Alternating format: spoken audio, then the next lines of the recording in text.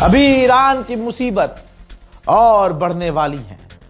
अभी ईरान के साथ मुसलमान देश और धोखा करने वाले हैं।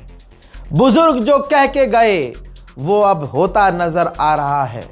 इस्लाम का परचम सिर्फ अकेला ईरान उठा रहा है। डोनाल्ड ट्रंप की अब सबसे बड़ी तैयारी है। वो तैयारी ये है कि डोनाल्ड ट्रंप और नेतन्याहू और अरब देश मिलकर स्ट्रेट ऑफ हॉर्मुज़ पर कब्जा करने की तैयारी में है। प्लानिंग काफ़ी खतरनाक है। प्लानिंग यह है कि अरब देश और अमेरिका मिलकर स्ट्रेट ऑफ हॉर्मुज़ पर बड़ा हमला करेंगे और इंटेलिजेंस मदद देगा इजराइल। अरब देश अमेरिका को बैकअप देंगे, बैक सपोर्ट देंगे और ईरान के हमलों को रोकेंगे और समुद्र में ईरान पर हमला भी करेंगे स्ट्रेट ऑफ हॉर्मुज़ पर। आप समझ रहे हो? और डोनाल्ड ट्रंप पूरी तैयारी में है कि जैसे ही हम कुछ करेंगे, ऑब्वियसली जब दिखेगा कि अमेरिका कुछ कर रहा है तो धीरे धीरे जो देश पीछे भाग गए हैं वो अमेरिका की मदद को आएंगे। अंदर की खबर यह है कि डोनाल्ड ट्रंप ने बड़े बड़े देशों को, नेटो वेटो को धमका दिया है, वो तो आपने सुना ही है, लेकिन लालच भी बहुत दे दिया है, जिसकी वजह से अगर अमेरिका स्ट्रेट ऑफ हॉर्मुज़ पर कब्जा करने के लिए आगे बढ़ता है तो दुनिया की तमाम बड़ी ताकत अमेरिका के साथ होंगी और ईरान हमेशा की तरह अकेला होगा। तैयारी इतनी बड़ी है कि डोनाल्ड ट्रंप भारी मात्रा में मिडिल ईस्ट में अमेरिका की फौज भेजने वाला है। वहीं व्हाइट हाउस से पेंटागन ने कहा है 200 बिलियन डॉलर कांग्रेस से अप्रूवल दिलवाओ और तुरंत हमें फौज को देने दो, हमें दो आप 200 बिलियन डॉलर। ईरान से भिड़ने के लिए अभी 200 बिलियन डॉलर अमेरिका को और चाहिए। उधर ब्रिटेन ने कंफर्म किया है यूएई के पास स्ट्रेट ऑफ हॉर्मुज़ में एक टैंकर पर हमला हुआ है। गल्फ कॉरपोरेशन काउंसिल और सऊदी अरब ने मिलकर निंदा की है कि ईरान जो हमले गल्फ पर कर रहा है इसके परिणाम बुरे होंगे। यानी ईरान की पूरी सरकार को निशाना बना बनाकर कत्ल किया जाए तो वो अरब देशों की नज़रों में सही है। ईरान के सुप्रीम लीडर को मोहम्मद बिन सलमान जिद कर कर के मरवा दे वो सही है, लेकिन ईरान जब रिटेलिएशन करे, जवाब दे तो ईरान गलत है। यहां तक कि सऊदी अरब ने यह तक कह दिया है कि हमें मिलिट्री एक्शन लेने का भी अधिकार है।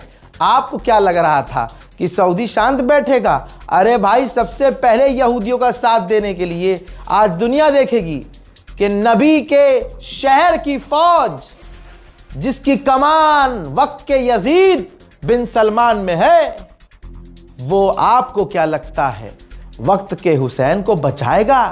अरे वो वक्त का यजीद हुसैन और करबला के 72 शहीदों को कत्ल करवा के मुस्कुरा रहा था और आज का ये यजीद बिन सलमान आज के हुसैनियों को कत्ल करने के लिए अपनी फौज भी उतारने को तैयार। उधर एक देश है बारबाडोस, उसका एक टैंकर स्ट्रेट ऑफ हॉर्मुज़ की तरफ आ रहा था। ईरान ने कहा कि हमने वार्निंग कई बार दी, लेकिन वो आ रहा था। जब हमने कई बार वार्निंग दे दी तब जाकर वो पीछे हटा है। यानी स्ट्रेट ऑफ हॉर्मुज़ में ईरान पूरी तरह से कंट्रोल अभी तक जमा हुआ है। आइए जरा डिटेल में समझते हैं कि हुआ क्या है। पहले ईरान के साउथर्न पारस बुशहर पर, गैस फील्ड पर, ऑयल फील्ड पर, एनर्जी फील्ड पर इजराइल ने हमला किया अमेरिका के कहने पर, बिन सलमान के कहने पर। फिर ईरान ने कतर के रास लफॉन इंडस्ट्रियल सिटी को उड़ाया। यूएई में हब्शन गैस फैसिलिटी बाब फील्ड को उड़ाया। सऊदी अरब में अल खर्ज इलाके को निशाना बनाया। बहरैन के अंदर बहरैन एलएनजी रिफाइनरी को ईरान ने उड़ाया। यानी एक हमला ईरान पर हुआ और जवाब में ईरान ने 4 जगह हमले किए। फ्रांस के राष्ट्रपति इमैनुअल मैक्रोन ने कहा कि मैंने कतर के अमीर से बात की है और ईरान के इस हमले की निंदा की है और ईरान से मैं कहना चाहता हूं कि हमले इसी वक्त बंद कर दे। हजरात, आपको क्या लग रहा है ईरान ऐसे ही लड़ रहा है? ईरान ही हमला करे जा रहा है? ईरान का नुकसान नहीं हो रहा है?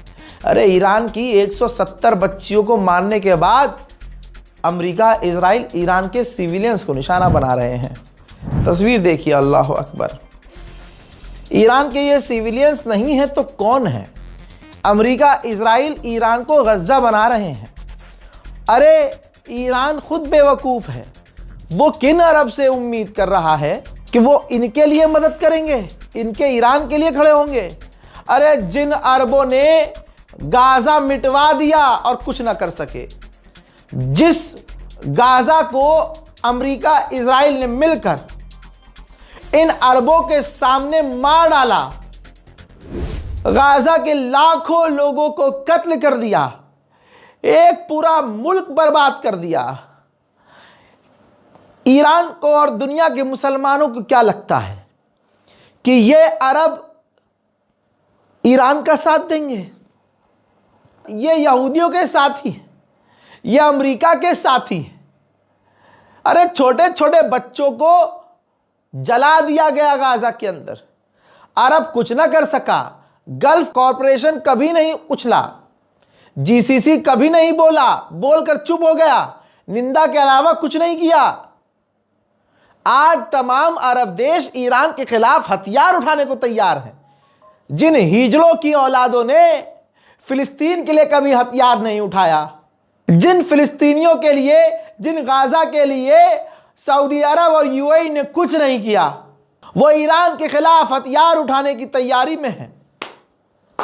क्यों? क्योंकि उनका बिजनेस डूब रहा है। गाजा के नरसंहार में बिन सलमान का बिजनेस नहीं डूबा। अरे क्या फायदा था ईरान का भाई? इन सुन्नियों को बचा रहा था। फिलिस्तीन के मुसलमानों का पता कर लेना, सुन्नी है, सुन्नी मुल्क है, गाजा सुन्नी, फिलिस्तीन सुन्नी, बैतुल मुकद्दस मस्जिद सुन्नी। पूरी तरह से ईरान ने कुर्बानी दी गाजा के लिए, फिलिस्तीन के लिए। आवाज सिर्फ ईरान ने उठाई और आज मुसलमानों ने उस ईरान को अकेला यको तन्हा छोड़ दिया। लरीजानी का वो बयान मेरे जिगर को बार बार फाड़ रहा है। माजरत चाहूंगा, मैं बार बार जब मैं शूट से हटता हूं, मैं शूट से जब हटता हूं, लरीजानी की कोई फोटो आती है और मेरे पास जो लरीजानी के पहले से प्रूफ पड़े हुए हैं, उनके स्टेटमेंट पड़े हुए हैं, उन पर मेरा दिमाग जाता है। मैं इग्नोर करता हूं कि मैं ना सोचूं ना देखूं, लेकिन ये दिमाग में लरीजानी की बात गूंज रही है और कलेजा फट रहा है बार बार। अरब देशों को कहा था लरीजानी ने, तुम कैसे मुसलमान हो?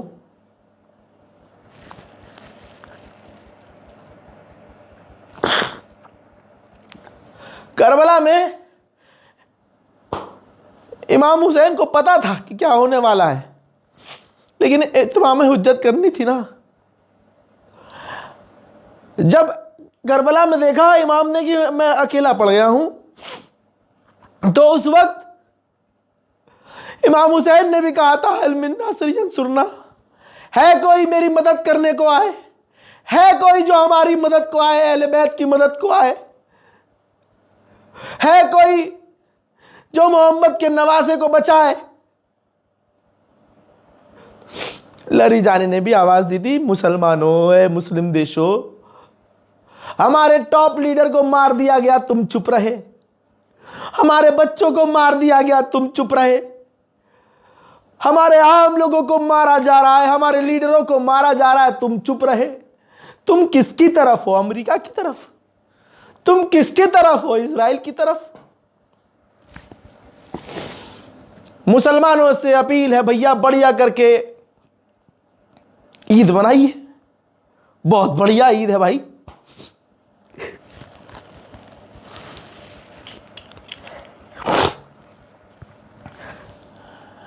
ईरान हकीकत में, देखिए, आप इस्लाम की जंग के हिसाब से देख रहे हैं, जिसका जो मन कर रहा है वो इस हिसाब से इस जंग को देख रहा है।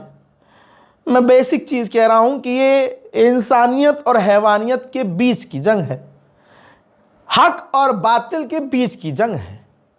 पूरी दुनिया अमेरिका की गुलाम बनी हुई है, लेकिन एक ने झुकने से मना कर दिया। लरीजानी कहते थे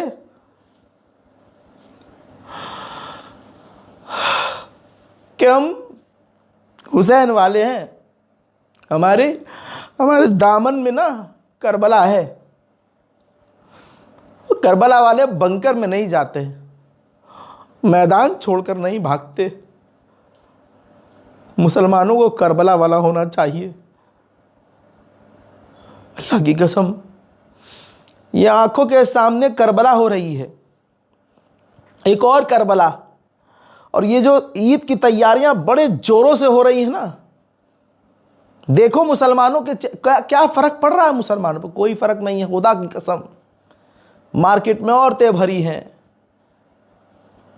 टेलर को फोन किया जा रहा है, भैया कपड़ा नहीं हुआ, एक शर्ट सीधी हो गई, एक कॉलर टेढ़ा हो गया, एक आस्तीन टेढ़ी हो गई, ये ठीक कर दो। अरे जूता नहीं आया है। हाय रे मुसलमान, अलग अलग बातें। अरे ईद है, अल्लाह ना करे ईद से 2 दिन पहले तुम्हारे बाप का इंतकाल हो जाए। अल्लाह ना करे तुम्हारे घर के 4 लोग ईद से पहले मारे जाएं, एक्सीडेंट में मर जाएं। फिर कोई तुम्हारे दरवाजे पे आए, अरे बाप मर गया तो क्या हुआ, तुम्हारे घर में 4 लाशें पड़ी हैं तो क्या हुआ, ईद मनानी है, अब ईद मनाओ, देखो लिखा है, हदीस है। यहाँ तो इंसानियत की बात है भाई, मोहब्बत की बात है।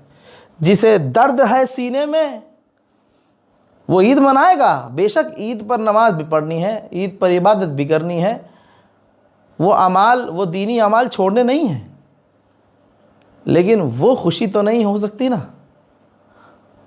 अगर आप खुशी उसी हिसाब से मना रहे हो जैसे पिछले साल आप बड़े खुश थे, तो इसका मतलब ये जो फ्रॉड आप कर रहे हो, ये दुनिया के साथ कर रहे हो कि स्टेटस पे लगा रहे हो कि आप ईरान के साथ हैं। बहरहाल ये अपने अपने घर की बात है, जिसकी आंखों में नमी है। देखिए, जब किसी के घर पे मौत होती है ना, तो जिसके घर का मारा जाता है ना, वो जो घर वाला जो होता है वो जब रोता है तो दूर से देखने वाला कह देता है कि यार इसके घर का इंसान मरा है, इसके घर का। और एक होते हैं दूर के पड़ोस के और दूर के गली मोहल्ले के, वो बस मुंह झुका लेते हैं, या एक कतरा आंख में आंसू आ गया तो दुनिया समझ जाती है ये जो ज़ारो कतार रो रहा है इसके घर में मौत हुई है।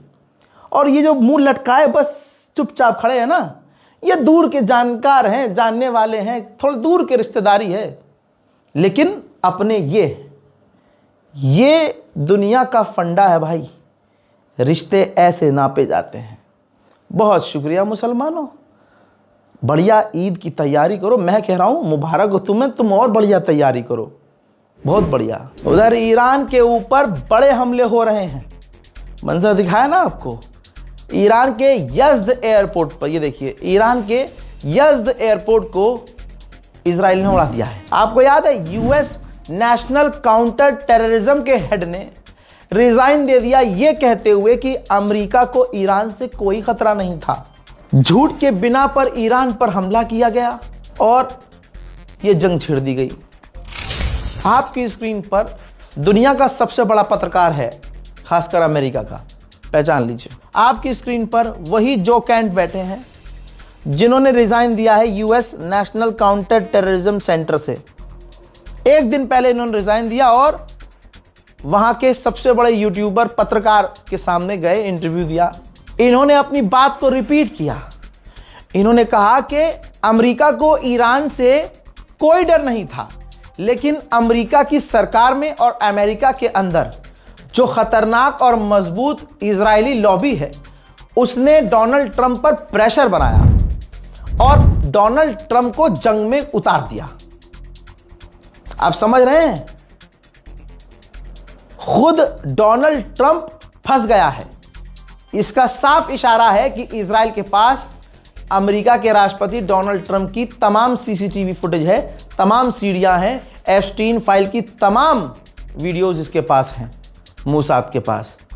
ब्लैकमेल किया, प्रेशर बनवाया और ट्रंप से हमला करवाया और पूरी दुनिया इस जंग में पिस रही है। मेरे दोस्तों, इस व्यक्ति ने जो काउंटर टेररिज्म का हेड था अमेरिका के, इन्होंने ये भी कहा कि ईरान न्यूक्लियर के करीब नहीं था, ईरान परमाणु के करीब था ही नहीं, लेकिन ये सब कुछ करना था।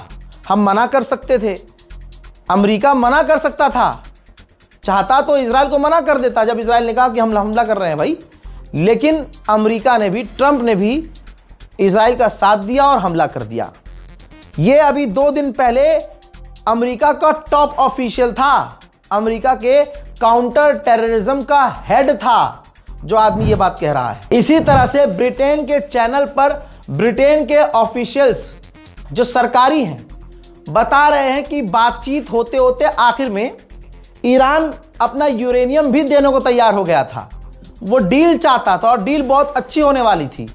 फिर डोनाल्ड ट्रंप ने ईरान पर बमबारी कर दी धोखे से। आज दुनिया देख रही है और आज जो ईरान के साथ नहीं खड़ा है, यकीन कीजिए वो अमेरिका का गुलाम है। जो बड़े बड़े तुरमखा और विश्वगुरु बनते हैं वो विश्वगुरु इसलिए चुप हैं क्योंकि उनकी भी सीढ़ियां एप्स्टीन फाइल में मौजूद होंगी। ट्रंप कई बार बोल चुका है कि फलाने का मैं पॉलिटिकल करियर बर्बाद नहीं करना चाहता। ऐसी धमकियां वो दे चुका है अंधभक्तों के बाप को। हजरात, गुजरी रात ईरान हैदर के लाल की तरह लड़ा है, तमाम अरब को हिलाया। और आपको बता दूं कि बगदाद में ईरान के समर्थक लड़ाकों ने पूरी रात अमेरिका की एम्बेसी पर ड्रोन और मिसाइलें बरसाई हैं।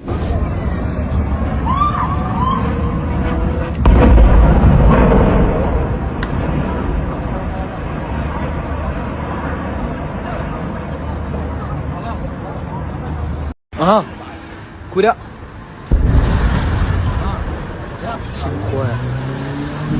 उधर ईरान ने इजराइल पर भी पूरी रात रुक रुक कर हमले किए। इन हमलों में एक विदेशी भी इजराइल में मारा गया है और कई यहूदी घायल हैं और कई सारी मिसाइलें तेल अवीव में और दूसरे शहरों पर इजराइल के गिरी हैं। देखिए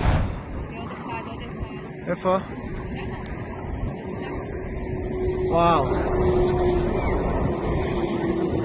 זה ממש נופל פה. כן, זה ממש קרוב.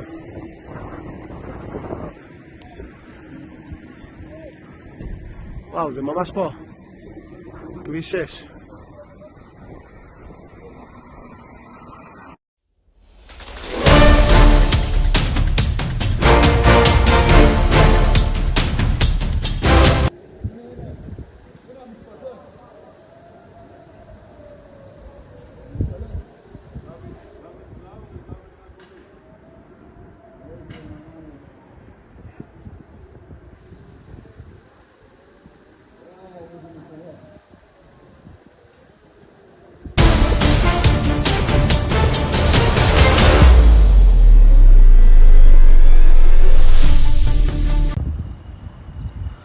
وقع في البلد وقع في البلد وقع في البلد وقع في البلد وقع في البلد وحياة الغالي علي.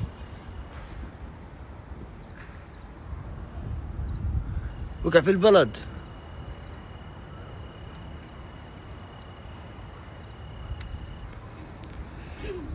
وقع في البلد.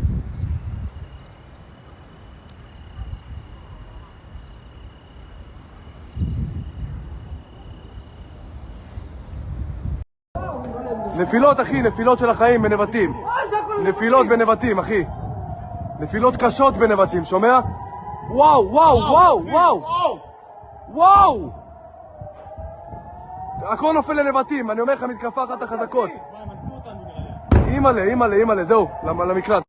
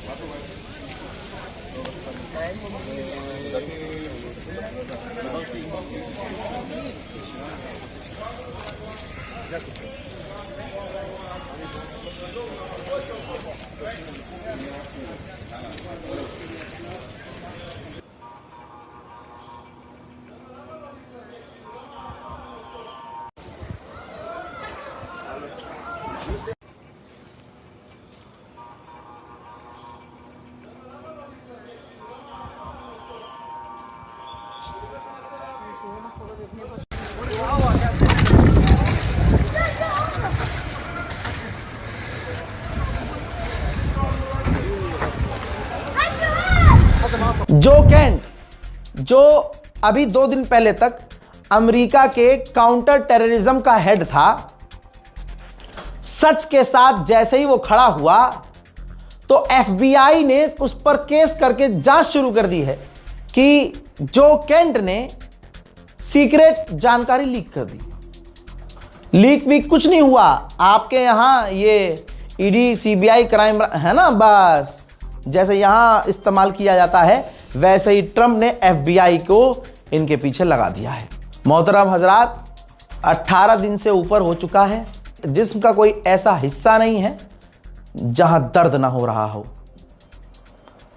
हमारे दफ्तर में कोई ऐसा व्यक्ति नहीं है जो बीच में एक दिन के लिए भी घर गया हो।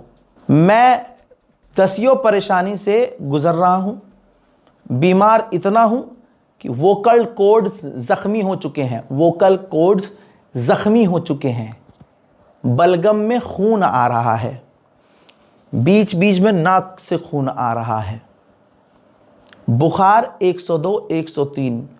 बीपी आप जानते हैं, मेरे डॉक्टर मेरे तमाम अपडेट देखते हैं। मैं बताऊं, बीपी मेरा 170, 80 बीच में पहुंच गया था 200। ठीक, आपको ये आसान लग रहा होगा। मेरे पैर में भी चोट लगी है, पट्टी बंधी हुई है, मैं दिखा नहीं सकता। ऑफिस के ही दहलीज पर चक्कर खा के गिरा, चोट आई क्योंकि 24 घंटे में सिर्फ 2 घंटा सो रहा हूं। ये चश्मा फैशन की वजह से नहीं लगा रहा हूं, ये डार्क सर्कल छुपाने की वजह से लगा रहा हूं। वरना गम की खबरों में, दुख की खबरों में टशन मारने की मुझे ज़रूरत नहीं है। मैं जैसा हूं प्योर हूं आपके सामने। जिगर फटता है तो आंसू दिखते हैं। जब हम हैदर की तरह हमला करते हैं तो वो जोश भी आपको मेरा नज़र आता है। मेरे चेहरे को आप पढ़ते हैं। यकीन जानिए, पिछले हफ्ते मेरी नानी आईसीयू में थी कई दिन। बताता मैं बाद में हूँ, मैं अपना दुख सबसे बाद में बताता हूँ। तो बस ये तमाम चीज़ें अब भी मैंने सिर्फ इसलिए बताई है क्योंकि ऊपर से नीचे तक सेहत बिल्कुल बेकार हो चुकी है। डॉक्टर मेरी वीडियो देख रहे हैं, डॉक्टर मुझे दवा देने से इनकार कर रहे हैं। कह रहे हैं बेटा तुम्हारा स्लीपिंग साइकिल ख़राब हो चुका है, तुम्हारा पेट खराब रहेगा, तुम्हारी दिमाग की नसें टाइट हो जाएंगी, मुझे माइग्रेन का पेन रहने लगा है। ऐसा कोई जोड़ नहीं जहां दर्द ना हो रहा है। मैं कह रहा हूं ना, वोकल कॉर्ड जख्मी हो चुके हैं। कैमरे के आगे ही बोल रहा हूं, ना फोन पे बात कर पा रहा हूं, ना ऑफिस में किसी से बैठ के इशारों में बात कर रहा हूं। जितना बोल रहा हूं कैमरे के आगे बोल रहा हूं। ये मैं सिर्फ इसलिए बता रहा हूं, मुझे आपसे कुछ नहीं चाहिए। आपके घर में जो बुजुर्ग देख रहे हैं ना, वो मेरे अपने बड़े हैं। उनसे मुझे दुआ चाहिए कि हमारी हिम्मत न टूटे। मेरे ऑफिस में जो लोग काम कर रहे हैं, मेरा साथ दे रहे हैं, आपकी दुआ उन्हें भी चाहिए। मेरी सेहत के लिए थोड़ा दुआ कीजिए कि इसी तरह से मैं आपके सामने आता रहूं और ख़बरें बताता रहूं। मेरे घर में भी 1000 मसले हैं। मैंने बताया नानी आईसीयू में है तो मेरी माँ की क्या हालत होगी। और माँ की हालत ख़राब हो और बेटा यहाँ 18 दिन से रिपोर्टिंग कर रहा है। यहाँ पैसे का मामला नहीं है मुन्ना, सब येलो डॉलर पे है। जो यूट्यूबर है वो समझ रहे हैं, सब येलो डॉलर, कोई अर्निंग नहीं। लेकिन फिर भी आपके लिए खड़ा हूँ, कौम के लिए, दीन के लिए, उम्मत के लिए खड़ा हूँ। दुआ दीजिए, सिर्फ दुआ। वस्सलाम।